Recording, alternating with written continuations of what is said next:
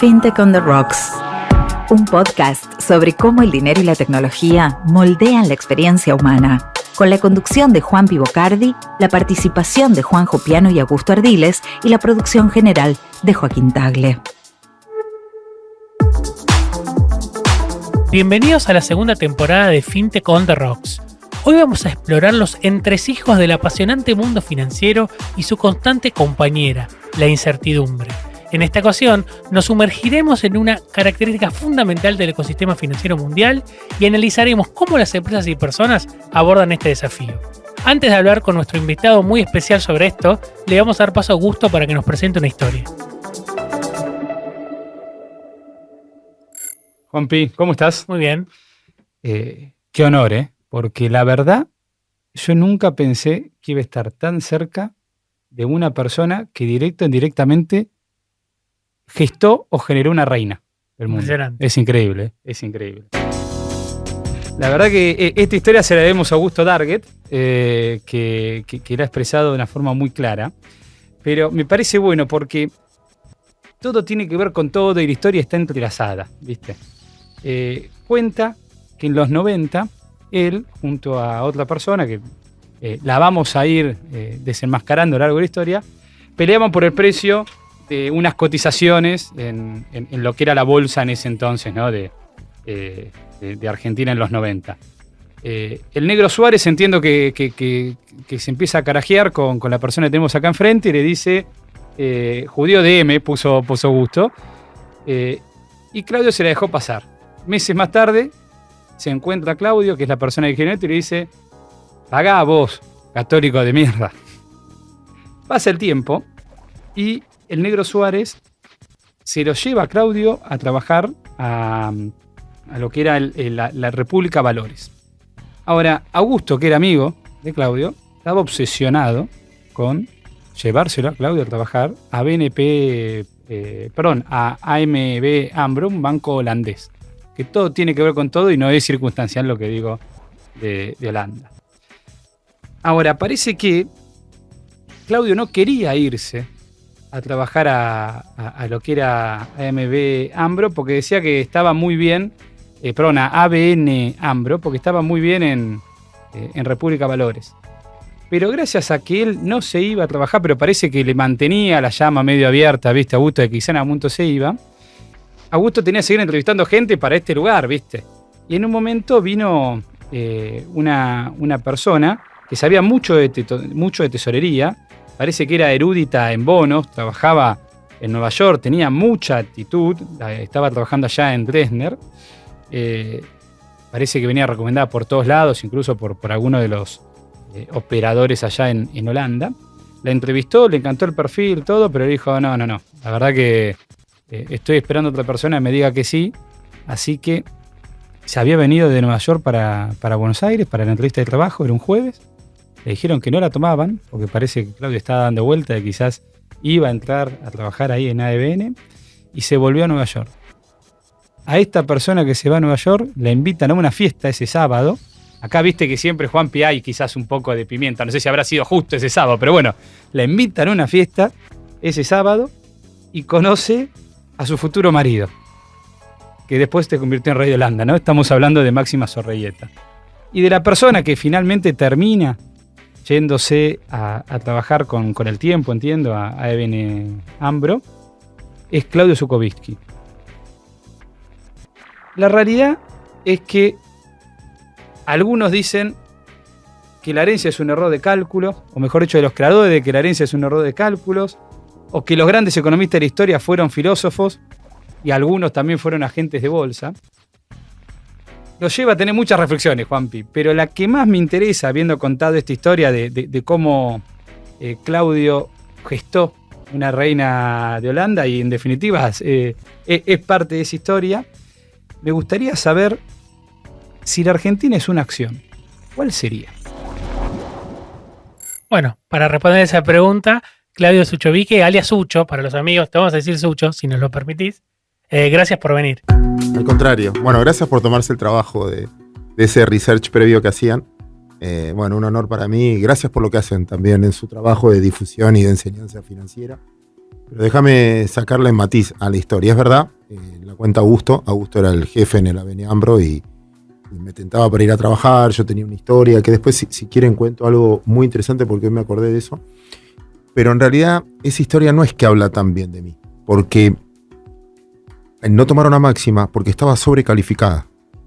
Significa que yo soy medio pescado. O sea, me tomaron a mí porque a mí me dijeron, bueno, la historia era, no, ¿sabes qué? Está sobrecalificada para el puesto, tomamos al gordito este. Ese era yo. Entonces, no es que me deja tan bien parado. Yo no la conocía, o sea, yo me enteré después de esa historia. Pero ella es especialista, dicen que es buenísima en bonos, en fixed income, y yo me dediqué más siempre al equity, a las acciones. Y el ABN AMRO, este banco holandés, necesitaba eso, esa cobertura de acciones. Pero bueno. La idea es que vos estás cerrando la segunda temporada, Zucco. La idea es que Máxima cierre la tercera, así que después le preguntamos a ella, ¿viste? Sí, vos sabés que yo la quise, dos veces la quise entrevistar también, porque es una tipa que hizo mucho, tipo, viste, el banco de pobres, de tratar de financiar a los... se dedicó mucho a financiar a la gente más humilde, y tiene un trabajo muy bueno. Yo no la conozco, pero me hablaron muy, muy bien de su capacidad de trabajo. Ahí, Claudio, no me quiero para esta pregunta o interrogante que hice Augusto, y sabiendo que vos sos muy optimista respecto al país, que después nos vamos a explicar por qué, si Argentina fuera una acción, ¿qué acción sería, hablando de equity? Sí, eso fue una nota en La Nación de Santiago Bulat. Santi me hace una nota y me dice, che, si Argentina fuese una acción, ¿comprás? Y yo digo, sí, obvio, compro. ¿Por qué compro? Obviamente, sobre todo la generación de ustedes, el mercado es futuro, el pasado ya está, ninguno de nosotros lo puede modificar, ya lo vivimos. Y en el futuro yo creo que hay condiciones que van a pasar, que nos hicieron tocar mínimo en un montón de cosas. Y me da la sensación de que vamos a tener una oportunidad enorme en la Argentina. Pero no por el presente, sino porque hay una frase también, que es de Keynes, me la enseñó de Pablo, que dice, no hay peor dolor que el soportable. ¿Por qué es soportable? Uno no cambia hasta que el dolor es insoportable. Y creo que eso finalmente es lo que nos está pasando. Y yo veo, Augusto también lo repite mucho, y yo estoy completamente convencido, que es la primera vez en mucho tiempo que veo, no importa el partido político, no importa el color, no importa lo que fuera, que no están discutiendo las cosas básicas. Ejemplo, ya nadie discute que hay que bajar el déficit fiscal. Hasta el oficialismo te dice. Al oficialismo le escuché decir, la emisión genera inflación. Ya es un avance, ya es enorme. Es enorme que ya no te discutan eso. Pensás que Argentina discutió muchos años eso. Entonces, cuando ya veo que digo, bueno, hay cosas que empezamos a estar de acuerdo en las cosas básicas, me alienta. También yo soy de los que, yo me equivoqué bastante en el 2017, 2016, por confundir esperanza con expectativa. Esperanza es un sueño. Expectativa es tener datos. Y yo a veces tengo miedo de decir, confundo lo que quiero que pasa con lo que puedo pasar. Entonces siempre lo aclaro. Mira, vengo de un error. Igual creo, viendo a la generación de ustedes, viendo a mis hijos, que lo que viene va a ser mucho mejor de lo que vivimos y que también te vas a conformar con mucho menos. Creo que hables con el que hables, mira, en la bolsa yo siempre digo lo mismo. Cuando viene un tipo y te dice, che, ¿por qué baja la bolsa? Y yo siempre le digo, porque te quedaste afuera. Si no, no te harías esta pregunta. No harías, o sea, sabrés por qué sube, porque por eso compraste. Si te sorprendes, porque no compraste. Y cuando te preguntan, che, ¿por qué baja la bolsa? Y porque estás empomado. Si no, no te harías esa pregunta. Cuando todo el mundo te pregunta, ¿cuánto explota? ¿Cuánto explota? ¿Cuánto explota? Bueno, ya tomaste los recaudos. Ya te estoqueaste, ya compraste dólares, ya... Es como que siento que la micro está cubierta y el que está fundido es el Estado. Y como yo tengo una mirada bastante liberal del concepto, viste que yo divido izquierda a derecha de acuerdo a tu grado de tolerancia al Estado. Y como yo le tengo menos tolerancia al Estado y creo más en el emprendimiento privado, y como el Estado no tiene un mango, no tiene ni cómo hacer nada, creo que el próximo ciclo viene de los privados y ahí le tengo mucho más fe. Perdón lo extenso que fui en... No, clarísimo. ¿Por qué decís que lo incierto es peor que lo malo? Frase de cabecera de finanzas. Sí, lo incierto es peor que lo malo. Y vos lo decías también en la presentación. Vos a lo malo te adaptás. Retenciones, bueno, no tengo retenciones. Tengo que probar una CIRA. Te adaptás. Estas son las reglas del juego. A lo incierto no. Che, ¿te aprueban la CIRA? No sé. Ese no sé te mata porque no voy a ir a buscar contado con liquidación porque si me aprueban la CIRA consigo a 2.40. Y no, pero si no te la van a... Bueno, todo eso incierto te paraliza. La incertidumbre te paraliza. También una regla estable en el tiempo es mucho mejor que una regla perfecta, aunque no sea buena la regla. Vos lo que buscás es tener una zona de confort donde puedas estar, manejar. Cuando estás incierto, estás muy inseguro. También los mercados que varían mucho de precio son los inciertos. Y también la incertidumbre seduce, porque es donde puedes ganar, donde... Bitcoin, ¿no? Como algo que o el vértigo. refleja mucho. El vértigo. Y eso también hace... Mirá, ¿por qué Schumacher, con la guita que tenía, con todo lo que tenía, seguía corriendo a 300 kilómetros por hora? ¿Qué sentido tenía? Y dejó y estaba en la gloria. ¿Para qué volvió? Amaba el vértigo. Corría por su sangre. Yo no. Quizás yo manejo a 20 kilómetros por hora pegado al volante. No me gusta. Entonces, para mí lo incierto es peor que lo malo. Y en el mercado tenés de los dos y por eso es mercado. Y ahí mi pregunta es, siendo, digamos, que tiene esta mala prensa la incertidumbre, también vemos que hay un montón de empresas que gracias a la incertidumbre hacen dinero, ¿no? Bueno, el punto es, está muy bien, por eso te digo, esto es un juego de suma cero, uno gana y otro pierde. Ahora, si tu negocio es la incertidumbre, es que te manejás con menos escrúpulos, tenés muy buenos contactos, si tenés que coimear, si tenés que manejar la incertidumbre, también hay de eso, ¿no? También es en qué tipo de sociedad querés vivir. Entonces déjame contestarte con una pregunta. Ahora yo te pregunto a vos. ¿Para vos el fin justifica los medios? No. ¿Para vos? Tampoco. Bueno, para una parte de la sociedad argentina sí. Muchos lados en la política y no, es por la causa. Y lo tenemos que hacer por... Entonces es ¿en qué tipo de sociedad querés vivir? Si el fin justifica los medios. Entonces, desde mi punto de vista, entiendo que con incertidumbre se puede ganar mucha plata, pero hay otro que la pierde. Hay una frase que yo también siempre repito que es mentira que crisis es oportunidad. Es mentira. Crisis es crisis. Es oportunidad para pocos, para el que estuvo preparado. Bueno, mi hijo me dice, bueno, pero yo pude comprar telas baratas porque en la crisis fue una oportunidad. Sí, pero alguien las vendió. Entonces se perdió. Y la historia la escriben los que ganan finalmente. Pero una crisis fue oportunidad para algunos. Y cuando... Entonces, pues si no estaríamos todo el día, tráeme una crisis, qué bueno esto, quiero crisis para después tener oportunidad. No, crisis deja un montón de gente en la calle.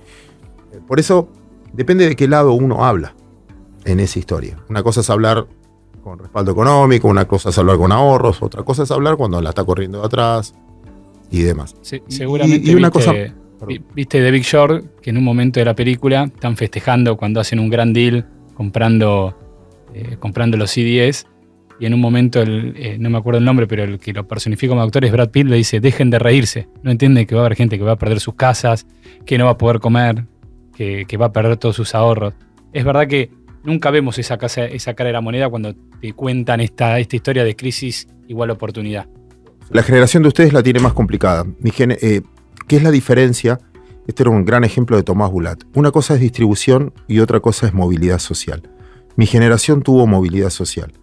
De donde yo vengo, mi viejo carpintero, etcétera. Primero mi hermano y yo profesionales, pero mi viejo vivió mucho mejor que su abuelo. Había movilidad social. Alguien de abajo podía llegar. La generación de ustedes se perdió esa movilidad social y confundieron distribución. Distribución es sacarle a uno para darles a otros. Movilidad social es agrandar la torta. Y eso es, cuando hablábamos en lo que te referías antes, lo que perdió la Argentina es esa posibilidad de agrandar la torta. Estamos discutiendo cómo repartimos las pocas reservas que quedaron, cómo repartimos lo que recaudamos, cómo repartimos lo que hay, el stock. Pero nadie está pensando en la generación de flujo nuevo, sí están pensando, pero bueno, esa es la gran transformación de fondo, pensar en el flujo nuevo y no tanto en cómo distribuimos lo poco que hay.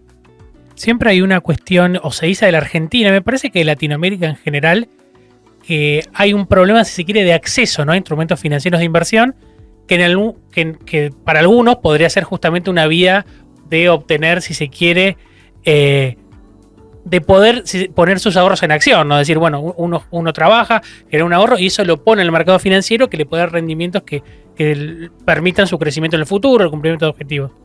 ¿Por qué estamos tan mal en Latinoamérica en ese punto? Sí, no toda Latinoamérica. Quizás la respuesta es más política que económica. Yo no pienso eso. Yo llevo muchos años en el sistema bursátil.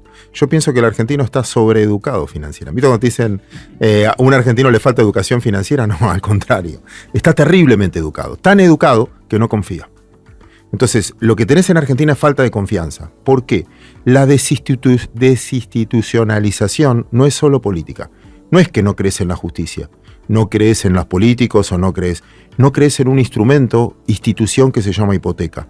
¿Por qué? Porque yo podía tener una hipoteca y no me cumplían. No crees en el instrumento alquiler, porque no me pagan y no pasa nada. No creo en el instrumento cheque, porque pueden no pagarme y no pasa nada, pero es un instrumento ejecutivo, sí, pero anda a cobrar. La ley se debate. Una ley no es una ley, es debatible. Y esto paga, esto no paga. Cuando tenés tanta incertidumbre legal, de credibilidad, la gente se refugia en otra cosa. ¿Qué es otra cosa en Argentina? El dólar u otra moneda. Y en Latinoamérica igual. Y fíjate qué raro. La Reserva Federal es el único que emite dólares. Si reciben de otro lado son falsos, no los tomen. Bueno, vos sabés mucho de banca y el único que fabrica dólares es la Reserva Federal y tiene un numerito los dólares arriba. Y para la Reserva Federal es exportación de billetes. Y te dice, de tal número a tal número están en tal país, de tal número en tal número están en Argentina. Y el 50% de los dólares que emitió la Reserva Federal en toda su vida están fuera de los Estados Unidos. Hay más dólares fuera de los Estados Unidos. ¿Y quién los compra? Los países que más desconfianza tienen.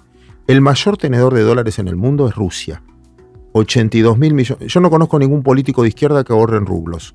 La hipocresía de la finanza, llamo yo eso. El segundo país con más moneda con dólares es China. Físicos, ¿eh? Aparte, y el tercero... China. China tiene 52.000 millones de dólares. Está en la página de la Reserva después, si querés.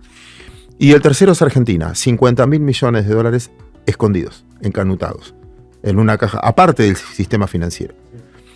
Per cápita, nosotros somos mucho menos habitantes que China y Brasil. Per cápita somos el primero, con 1.600 dólares. Hay un cuadro en la Reserva Federal que dice per cápita. Argentina viene primero con 1.600. Siempre digo el mismo chiste. Debe haber un turro que tiene 3.200 en este caso, que tiene 1.600, pero eso explica que el argentino está preparado. Por eso se cubre en otra cosa. Fíjate cómo va al banco, cómo usa las tarjetas de crédito. El punto es cómo generar credibilidad para que le inviertan en Argentina. Una vez siempre cuento la anécdota en un edificio muy importante de la Argentina, muy importante de la zona norte. Hace no mucho tiempo hubo un principio de incendio a las 2 de la mañana en un departamento y obligaron a evacuar a toda la gente. Y toda la gente bajaba en pijama a las 2 de la mañana con una mochilita. ¿Qué tenía la mochila?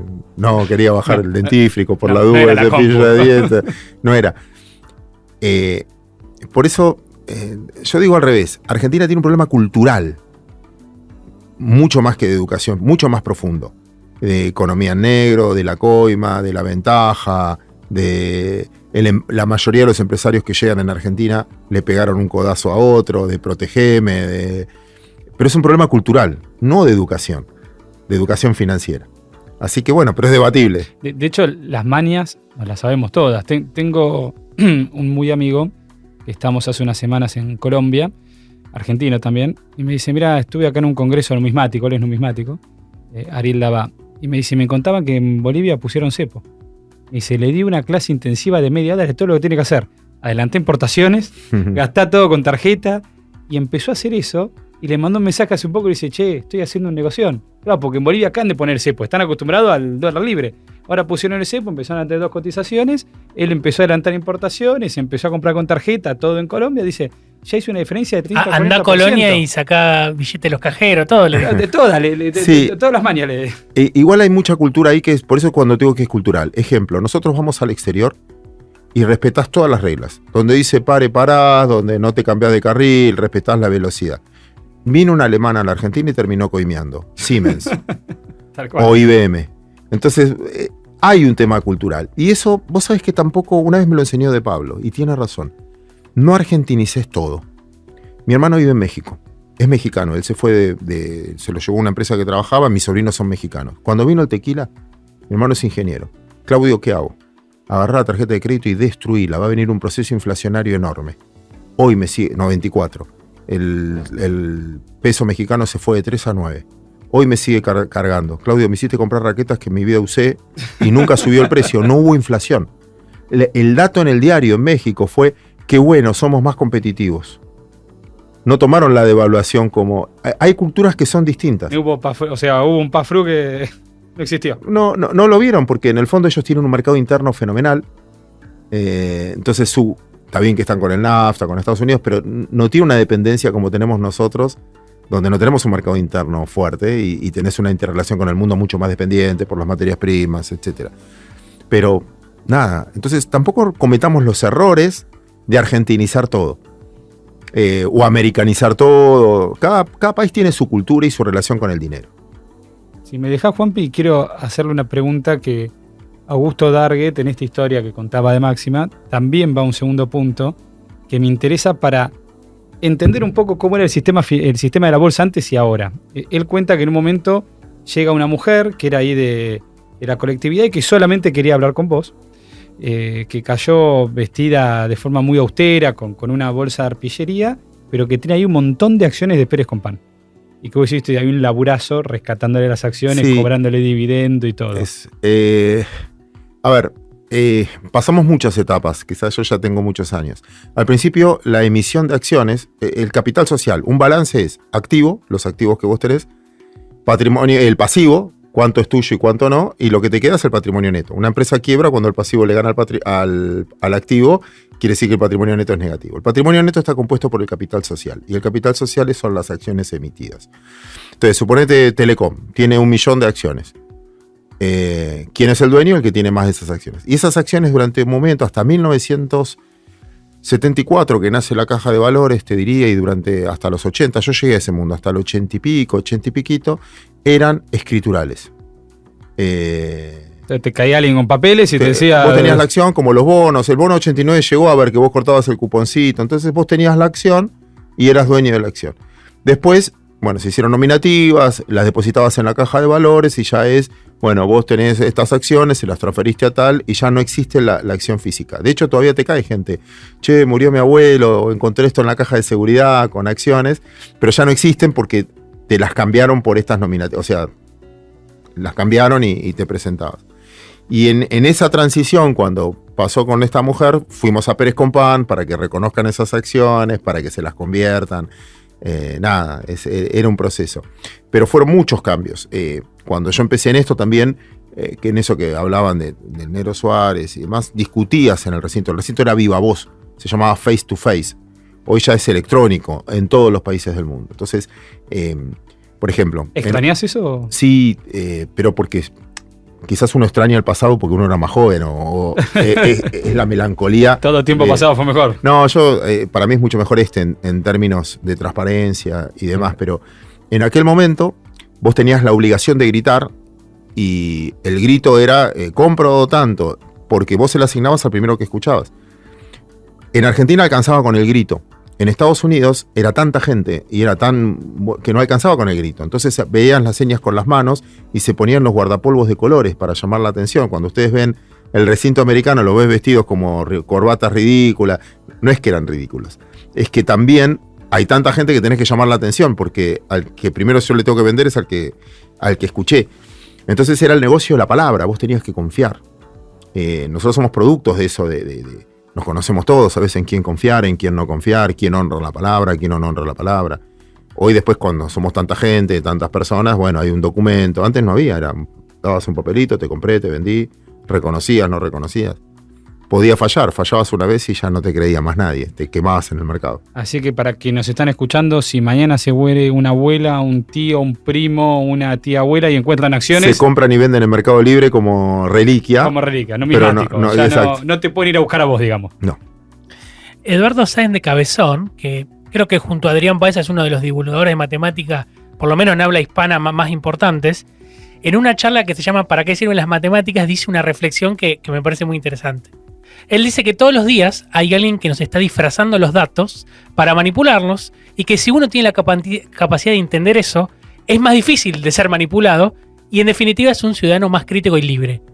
¿Podemos ampliar esta reflexión al campo de las finanzas y la economía? Sí, sí. Hay un libro, se los recomiendo, de Akerlof, Premio Nobel de Economía, casado con Yellen, la que es secretaria del Tesoro de los Estados Unidos. Imagínate lo que son las discusiones de estos dos a la noche. Akerlof tiene un trabajo que es muy crítico hacia nosotros, que se llama eso, manipulación.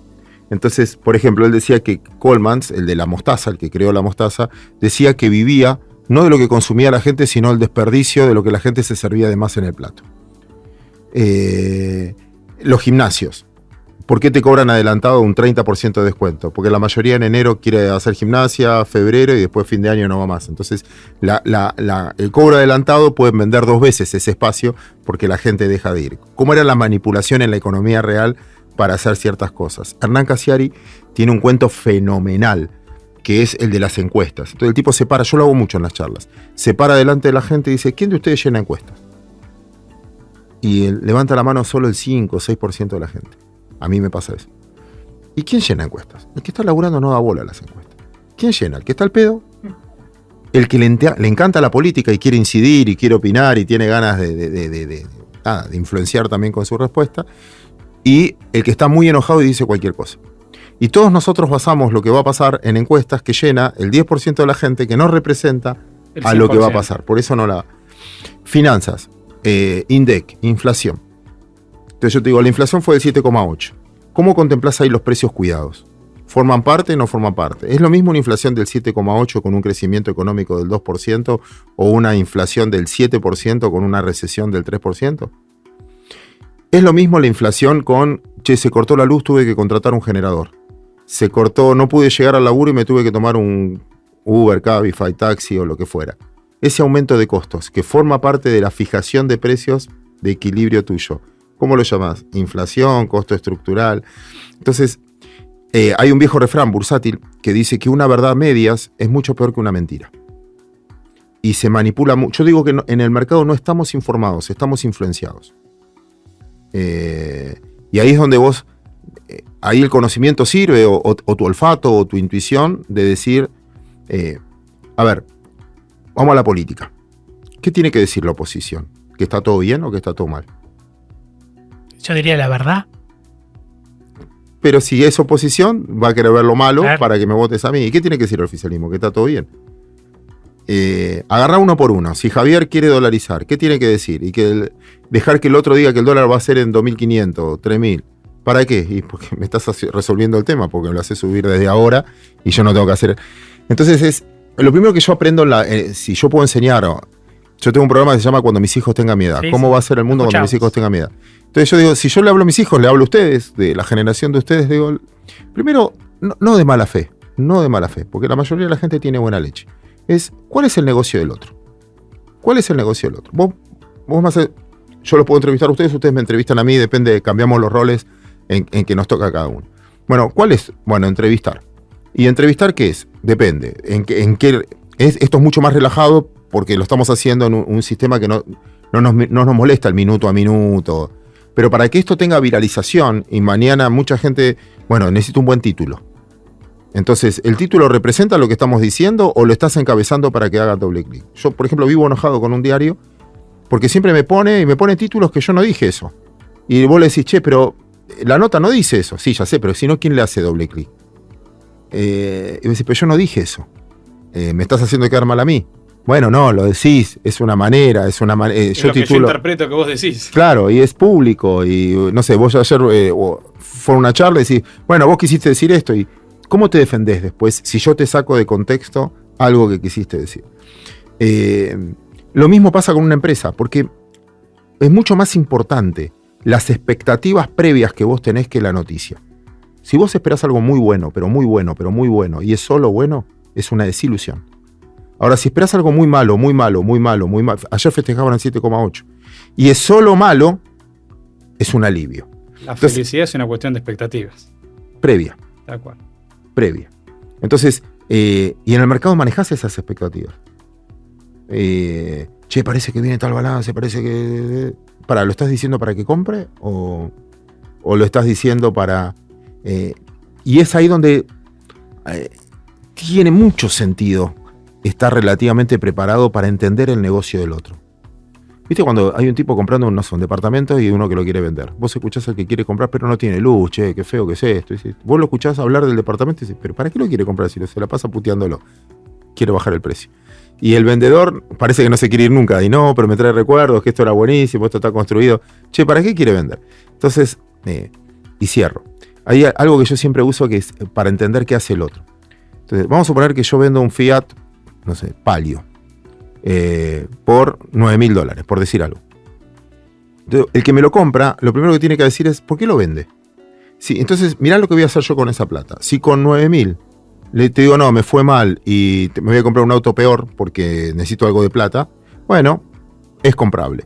Si te digo, no, me voy a comprar un auto mejor, me fue muy bien, facturé un montón, es comprable. Ahora, si te digo, me compro otro Fiat Palio del mismo modelo, ¿qué te estoy diciendo?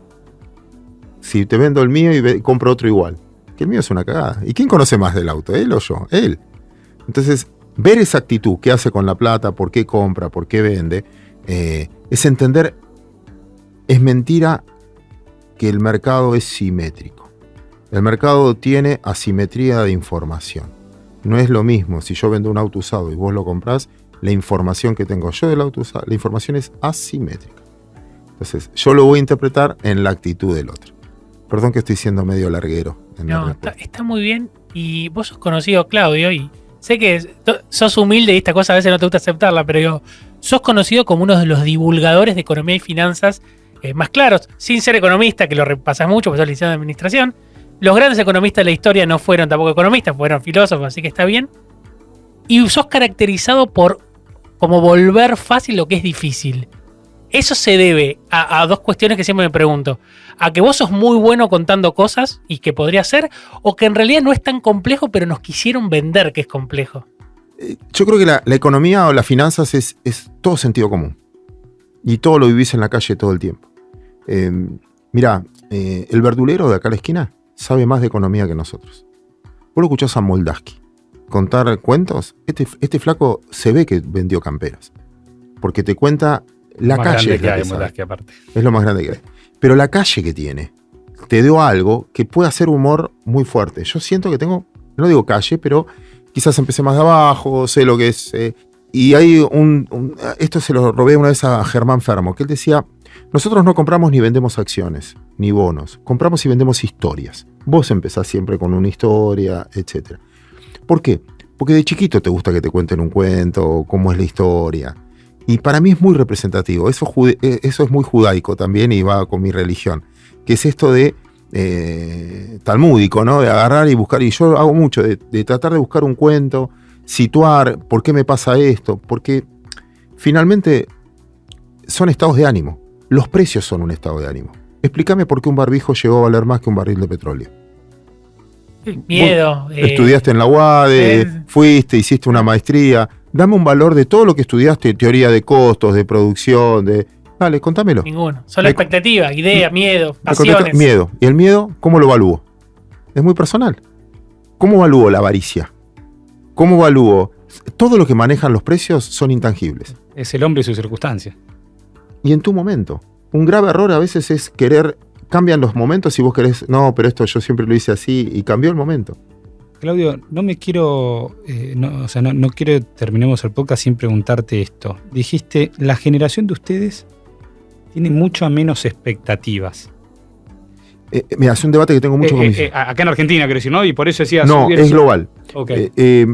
Vos no tenés la capacidad de comprarte la casa, o sea, por ahorro. Entonces, yo no sé si vos consumís mucho más, porque como sabés que no vas a poder comprarte, ahorrar para una casa, etcétera, y decís, ¿sabés qué? Vivo el presente, es la consecuencia de lo lejos, y en Argentina no es tan grave como las discusiones que ves en Francia, porque el valor del metro cuadrado ahí hace imposible que una persona de tu edad, y tienen crédito y todo, pero lo que pagan de crédito es más que un sueldo. Entonces, cuando vos mirás todo eso, decís, che, pero ¿cómo hacen estos para comprarse su techo propio? Y después te dicen, no, pero tu edad no quiere techo propio.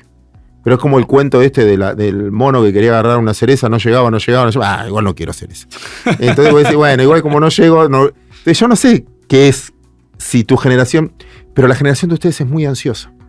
Muy ansiosa. Yo no sé cómo vas a manejar esa ansiedad. Esto de que te mando un WhatsApp, ¿cómo no me contestaste? Che, ¿venís al podcast? Pero, che, no me contesta este turro. Estoy en un Zoom, no puedo, no. Y te pone loco. Nuestro productor levanta la mano como que él te molestó con mensaje. Era un chiste, pero a mí me pasa lo mismo. Si no me contestaban mis hijos, che, ¿dónde estás? Le pasó algo. Y quizás está haciendo lo que tiene que hacer y yo, como un tarado, estoy ahí escribiéndole, está bien. Bueno, eso que tiene la tecnología y demás, no sé, yo creo que puedo hablar un cambio menos. Y se me nota en el tono de voz que en la generación de ustedes el cambio, el título. ¿Cómo hago para decir en un podcast algo que peguen? Entonces tenés que ser rápido, una definición. El título puede más que el contenido. Haces una nota con un filósofo y hablando profundo, y quizás te guste, quizás no, pero es muy difícil captar la atención de la gente. Sí, esa es una discusión que también tenemos con nuestro productor. ¿Por qué me habla del SEO, no? Porque el SEO, las palabras... Y yo digo, yo quiero reflejar en el título lo que se habló, ¿no? Dice, no, pero el SEO es mejor si uno le pone el SEM y las palabras en los algoritmos de búsqueda. Entonces tenemos esas conversaciones. Nos gusta en este podcast también hacer predicciones. No te vamos a preguntar sobre el valor del dólar futuro o cómo le va a ir a Argentina el año que viene, sino algo por ahí más Aunque vinculado. sería muy válido. Sería muy válido. No tengo problema. A mí me gustaría preguntarte vos, ¿cómo te imaginás el sistema financiero del futuro? Wow. Mira, mi principal función hoy, o desde el punto de vista de responsabilidad, yo estoy como secretario general de la Federación Iberoamericana de Bolsas. Todas las bolsas de Iberoamérica, hace mucho tiempo, yo estoy hace 7 años ahí como coordinador, como secretario. Nos juntamos porque el día que Amazon o Mercado Libre diga compra, venda acciones por medio nuestro, nosotros no existimos más. Entonces compartimos ciberseguridad, compartimos un montón de cosas que nos hacen más eficientes. Entonces ya no somos competidores, todas las bolsas de Iberoamérica somos socios en el conocimiento. Compartimos un montón de gastos. Y eso discutís mucha realidad. El sistema financiero hoy es competencia, el día de mañana va a estar integrado. Se aleja lo que es la contraparte central. Contraparte central es, vos pones una fotito en Facebook, bueno, tu generación en Instagram, otro pone me gusta, Facebook es dueño de la información. Vos me mandás un WhatsApp, mandás un grupo, Facebook es dueño de la información. Vos pones un tweet, otro retweet, Twitter es dueño de la información. Eso es contraparte central. Desde que existe blockchain y la posibilidad de poner en bloques la información y que nadie sea dueño de toda la información, viene un sistema relativamente nuevo, porque yo no necesito a alguien que me valide que la información sea buena. Mira, hay algo que pasó que yo no lo puedo explicar. No lo puedo explicar. O sea, planteo la duda porque no tengo explicación yo, no tengo la respuesta. Le dejo la inquietud a la generación de ustedes. Quiebra Silicon Valley. ¿Por qué quiebra? No era un banco tecnológico, era un banco de inversores tecnológicos, que no es lo mismo. Los inversores tecnológicos, como había una recesión en Estados Unidos, le dijo al banco, como un importador y en Argentina, cuídame la guita, porque en cualquier momento la necesito, tenela ahí, en algo seguro. ¿Qué hizo el banco? Compró bonos del Tesoro Americano, el 85% en bonos del Tesoro Americano a 2 años. Para mí, terriblemente conservador. Nadie decía nada hasta que los bonos bajaron, porque subió la tasa de interés, y el banco previamente dijo, miren, bajaron los bonos, por seguridad voy a emitir acciones para capitalizar el banco. Nadie estaba enterado de nada y dijeron, uy, entonces debe tener problemas. Un jueves. Viernes, corrida. La Fed lo acorta enseguida por lo que pasó y dijo, muchachos, tienen bono del Tesoro Americano. No puedo vender el banco porque ¿quién lo quiere comprar? Un banco que tiene todo bono del Tesoro Americano. ¿Por qué voy a comprar un banco? Para eso compro bono del Tesoro Americano. Entonces dijo, bueno, vamos a hacer una cosa. Yo respaldo todo. Está todo garantizado. ¿Dónde querés la guita? ¿Cuánta guita tenías? Ni siquiera los $250.000 del seguro. Todos, tenga 5 palos, 10 palos. La Reserva Federal dijo, yo te pongo la plata donde vos digas. El 70% eligió una cripto, no banco. Y decís, ¿cómo una cripto? Fíjate que desde ese día las criptos subieron como 70%. Ese día subieron 30%. ¿Cómo una cripto? Sí, mientras tanto, hasta que veo en qué banco dejo la plata, descanso en una cripto. Pero puede bajar, puede subir. Y vos decís, el dólar también puede bajar, puede subir. ¿Y por qué crece en la moneda? Mis hijos me dicen, yo tengo uno que mina Bitcoin, bueno, toda esa historia. Y me dice, ¿por qué crece en el dólar? No, porque, y yo siempre con el mismo cuentito, mira, si compro una cripto, la única manera de ganar es que suba de precio. En cambio, si yo tengo una acción, me paga dividendos, si yo tengo un bono, me paga renta, si yo tengo plata, puedo hacer un plazo fijo, puedo comprar un departamento y alquilarlo. Eso me paga renta, pero vos, la única manera de ganar es que suba de precio. No tenés renta en el medio. Bueno, pero sí, empezamos a discutir. Y hasta que dijimos, ¿te das cuenta que es una cuestión de fe? No es una cuestión técnica, es una cuestión de que en lo que yo creo vos no crees y en lo que vos crees yo no creo. Y ya no hay discusión, ¿qué vamos a discutir? ¿De religión? Entonces, el sistema financiero lo veo completamente descentralizado, anárquico, casi como la política. Un cuadro sinóptico de la política. No hay político que tenga más de 25% en el mundo, salvo Bukele, del 25% de popularidad. Ya ni siquiera tienen poder de daño porque representan al 25% de la sociedad. Eso en finanzas se llama DeFi, descentralización financiera. Y prepárense ustedes para eso. porque va a ser un mercado donde, sin contraparte, Estados Unidos tiene 100.000 empresas que ganan más de 100 palos verdes. Solo cotizan 3.000. El resto, private equity. Ya no necesitan una... Es muy interesante. Es muy interesante. El éxito no se asocia con llegar a sonar la campana de Wall Street. Para mí sí, es como la representación. Yo creo mucho en eso. Pero terminamos hablando y yo creo. Bueno, demostrámelo, creo. Bueno, pero ¿por qué? Creo. Y vos vas a decir, no, yo creo que va a ser... Y demostrámelo, no, creo. Es un dogma de fe, como decías hace un cachito. Claudio, vamos a pasar a una sección del podcast que se llama La persona detrás del personaje. Te voy a hacer algunas preguntas. Alguna quizás te voy a preguntar un por qué, pero bueno, para conocerte un poco más. Un país. 1 o 2, puedo decir. 1. 1. Déjame me ponga en taxativo en entrevistador. Puede 2. Yo digo que puede 2. Puede 2 porque es interesante. Porque va a haber un por qué 2. No, a ver, Argentina. ¿Por qué? Sí, suena políticamente correcto o lo que fuera. Porque viajé mucho y trabajé afuera también. Pero un país es mucho más que una frontera, un país es mucho más que un clima, un país es mucho más... Es su gente. Y de hecho cuando viajas afuera, mi hermano es mexicano, su grupo de amigos es argentino, tengo mucha familia en Israel, es el grupo de los argentinos, en Miami. Creo que es un pueblo, ¿no? A veces. Por eso te nombré 2. Cuando hablo de pueblo, obviamente Argentina e Israel, como pueblo en mí. Lo que significa para mí que me identifico en sus valores. Entonces, Argentina, por más que putee, grite, llore, y compartimos muchos valores, no sé, lo que disfrutas el fútbol, lo que disfrutas... parezco medio boludo diciendo esto, me siento como un cursi, pero nada, no conozco gente de afuera que no extrañe sus raíces. Yo muchas veces me repito, gracias a Dios soy argentino, ¿eh? Pasa un poco lo mismo. Un equipo de fútbol. Estudiantes de La Plata. No te puedo creer. Convencidísimo. Soy de gimnasia. Terrible, me voy. ¿Por qué estudiante? ¿Querés Perdón, esto no pasó nunca. No pasó nunca. ¿Vos sabías, Juaco? ¿Querés tener una copa que hace mucho que no la tenés? Estudiantes, pero me voy a la cancha, estoy una pasión. Mi principal trabajo, lejos, yo hice un grupo, no soy solo, con Tomás Bulal lo lanzamos. Cotizar en los cheques de Estudiantes de La Plata. Pero me identifico con su forma, me identifico con su identidad, me identifico con su educación, me identifico con su garra, me identifico con ganar en el último minuto. Me identifico como todos quieren volver a jugar a Estudiantes cuando se retiran. Me identifico con esa personalidad de un equipo chico, del interior, pero todos los valores. No sos de La Plata. No, mi viejo era de La Plata y era de Estudiantes. Pero y mis hijos, pero me apasiona. Pero veo que en todos los jugadores quieren volver y es como una escuela, es una forma de eso, de minoría, de pincharratas, antifútbol. Bilardo si me nombras Bilardo me pongo de pie. Un personaje de la historia que te inspire. Puede ser de cualquier época de la historia. Tiene que ser contemporánea, puede ser vieja, lo que quieras. Es muy difícil, pero... Es muy jodida, sí. Porque una cosa es lo que lees y después te cuentan detalles y dices, este era mi ídolo. Y te voy a nombrar uno, Vilas. ¿Vilas? Guillermo Vilas. Sí, soy marplatense. Y sacrificio, esfuerzo, después está el humano.